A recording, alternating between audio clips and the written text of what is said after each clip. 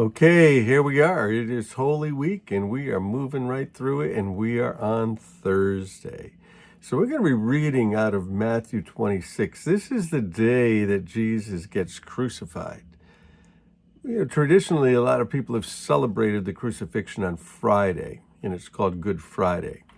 But it doesn't really work if you do the math, 3 days and 3 nights. It just doesn't work, the math.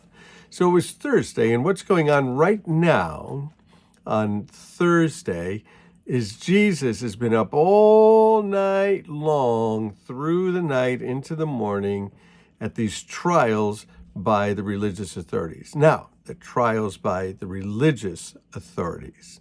And they're trying to find something wrong with him. They're trying to find some way to condemn him.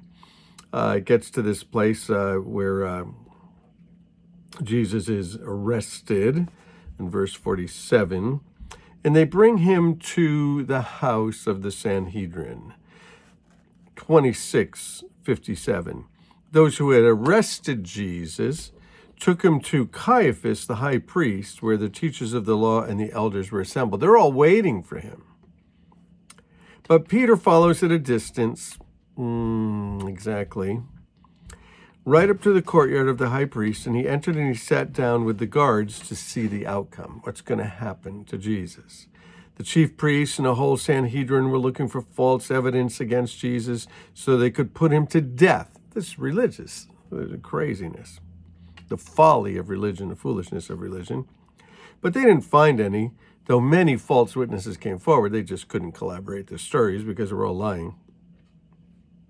Finally, 2 came forward and they said, this guy said, I'm able to destroy the temple of God and rebuild it again in 3 days. And the high priest stood up and he said to Jesus, Are you not going to answer this? What's this testimony that these men are saying? But Jesus remained silent. Well, that's to fulfill the prophecy that said, as a sheep is silent before his shearers, so would Jesus be before his accusers. And the high priest said, I charge you under oath by the living God. Tell us, are you the Messiah, the Son of God? And Jesus said, you've said it. You said so. But I say to you, from now on, you'll see the Son of Man sitting at the right hand of the Mighty One, coming on the clouds of heaven. Jesus is going to die. He's going to resurrect. He's going to ascend into heaven. And he's going to rule there forever and ever and ever. So it goes on all through the night, and so we have this trial all through the night, and you have to put all the Gospels together to figure out exactly what's going on. So then it gets to be about 6 o'clock in the morning, and Peter denies him again. Verse 69, Peter's sitting out in the courtyard, and this girl comes out. She said, you're a Gentile. He said, no, I'm not. And she said, yeah, your accent tells me who you are. You're from Galilee. You were Jesus from Galilee. So Jesus is denied by Peter, and then it moves to the next trials. You see, Judas hangs himself. He's all remorseful of what was going on, and they paid the 30 pieces of silver, which was according to the prophecies that this would happen to Jesus exactly like that. Then you have more here in chapter 27. What's going to happen here is he's going to now go to the civil trials, because he has gone to the religious trials all night long, and now they're going to bring him to Pilate. And they're going to bring him to Pilate, and they're going to ask Pilate if Pilate would execute capital judgment on him. And so the civil trials of Jesus, he goes to Pilate, he goes to Herod, he goes back to Pilate again. And Pilate's just, he's locked in between a rock and a hard place, and his wife told him not to do it. His wife says that he's innocent. He says that he's innocent. It's amazing, all these people that are saying that Jesus is innocent, but the chief priests and the teachers of the law and the Sanhedrin, the Pharisees, are trying to say that he's guilty. Guilty of what? So we move on, chapter 27. You find the soldiers are mocking him. You find the crucifixion of Jesus on this Thursday. And then you find the death of Jesus.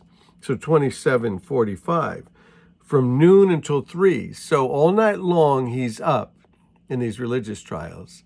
Then they bring him to the civil trials. They bring him to Pilate, and Pilate sends him to Herod, and then Herod sends him back to Pilate. And so they're going to crucify him, and they do it right away. So from noon until 3 in the afternoon, darkness came over the land. 3 in the afternoon, Jesus cries out in a loud voice, 3 hours. Eli, Eli, lama sabachthani, which means, my God, why hast thou forsaken me? God is turning away from Jesus because Jesus is taking upon himself all of the sin of the world. And God can't look at him when he's taking on the sin of the world. You go, well, that's a little bit harsh, that God would turn away from him. Well, I used an illustration in church with this. And I asked people, do you have a remote control on your TV? And people are like, yes. And I said, do you ever watch a movie and you're watching a movie and there's something that offends your sensibilities, offends your morality, and you fast forward that thing, you want to get through it. I don't want to see that. I don't want to see that. That's not who I am. I don't want to see that. Actually, it's offending your holiness. Wherever you're at, believer, non-believer, you have some degree of holiness. And you have some standards of holiness and morality and some standards and some sentiments. Well, God is putting all of the sin of the world on Jesus. He who knew no sin became sin for us so that in him we might become the righteousness of God. So all of the sin of the world is on Jesus, and the Father looks away. Well, this is the same thing that happened in the garden. You remember that they were separated from God. They were connected and they were separated. And so sin separates us from God. And here you have God. He's not looking on Jesus. Is that separation because he's taking the sin. He's taking your sin and he's taking my sin. So it's not that forgiveness just comes easy. Forgiveness was paid for. Justice was worked out on the cross. Jesus took your penalty. It's kind of like if you got a ticket for a moving violation in your car and you went to court and you tried to fight it and they said, no, sure enough, you're guilty. And sure enough, you were guilty. And, if the judge said, you know what, I'll pay the fine. Could the judge pay the fine? Sure, because the fine is being paid. And so payment is in full. And so Jesus is the substitutionary death. You see, he takes our place. You were not in the garden sinning like your grandparents, Adam and Eve, and that sin was passed on to us, but neither were you on the cross dying for sin. Jesus took that sin. So you have the death of Jesus, God looking away. You have the burial of Jesus. They're putting him into the ground. They're putting Jesus into the ground. It says at evening, verse 57, at his evening approached, there was a rich man named from Arimathea. His name was Joseph. And he himself had become a disciple of Jesus. Some of these religious leaders, they were like, you know what? I don't like what these guys are doing. I'm not going along with the program. They become believers. They stand out from the crowd. They step out and say, this is just nonsense. We can't keep doing this. So he went to Pilate. Obviously, he had some kind of friendship with Pilate. He could just go in and ask him. And he asked for Jesus' body. And Pilate said, all right, go, give it to him. And so Pilate took the body. He wrapped it with a clean linen cloth. Some people think that's the shroud of Turin. And placed it in his own new tomb that he had cut out of rock. So he had a brand new tomb. He cuts it out. It's a family tomb. It's a rich man's tomb.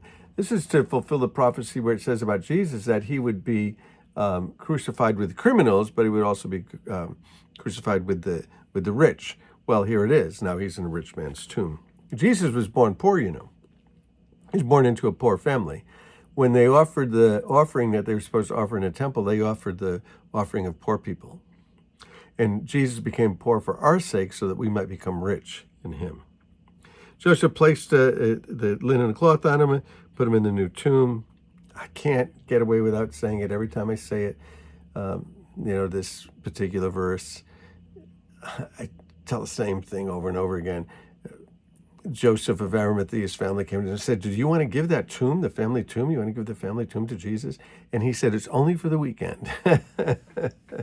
Jesus is going to rise from the dead. They put a guard there. The next day, one after the preparation, the chief priests and the Pharisees went to Pilate, and they said, sir, we remember what he said. And Pilate said, well, put a guard there. So there you have it. Jesus crucified on the Thursday. And he's going to be in the tomb, right? That Thursday afternoon. He's going to be in the tomb on Friday, Saturday, and he will arise on Sunday. So 3 nights, Thursday night, Friday night, Saturday night, Jesus is in the tomb. So we'll do Friday too and see what we can do with that. Fill in some spots, fill in, what's going on right now. Really, we should not do anything. We should maybe just put the video on and let it play for 10 minutes of silence, because nothing's really happening. He's in the grave. He's dead. So there we go. We will pick up on Friday. So the last week in the life in the ministry of Jesus. Hey, love you guys. Bless you.